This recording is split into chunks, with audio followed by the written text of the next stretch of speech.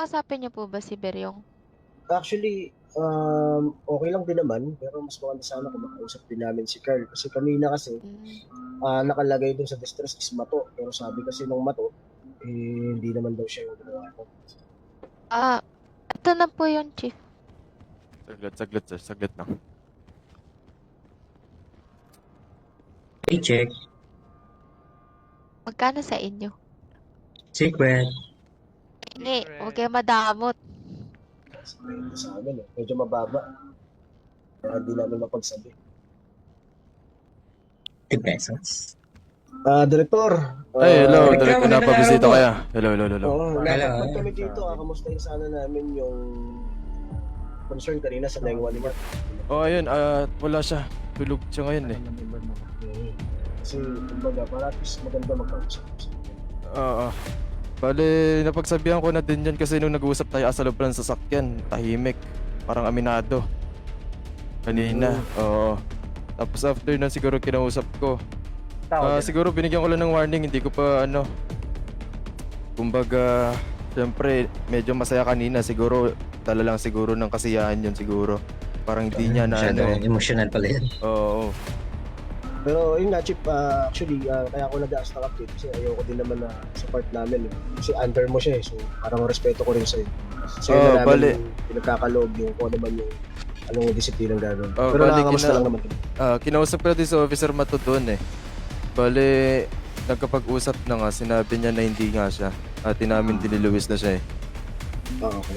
So bale yun, niwarningan ko na ayun nga sa pinagagawa niya.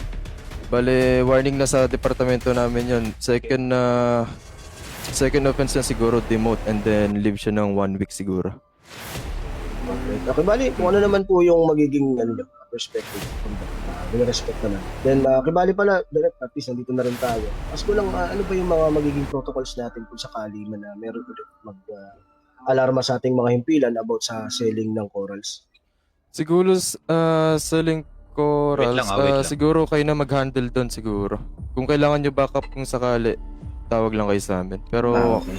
pero Pero sana nasa illegal terms din talaga yun, ano? Bali kanina talaga hindi namin alam na magti-trigger yun kasi first time namin makapunta dun eh.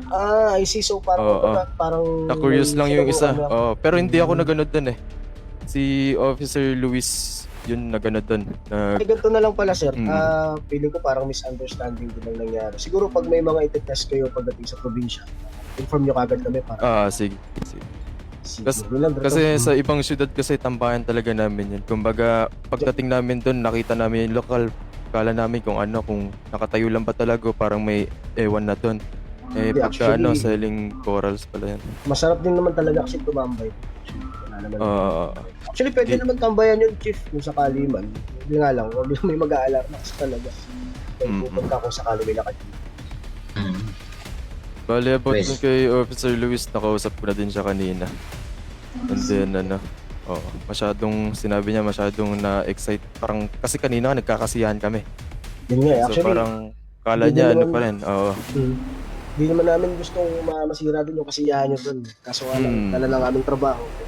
Ayun, napupunta kami dun. Okay. Sige, direct, at least okay lang din naman. May dadagdag din ako siguro, para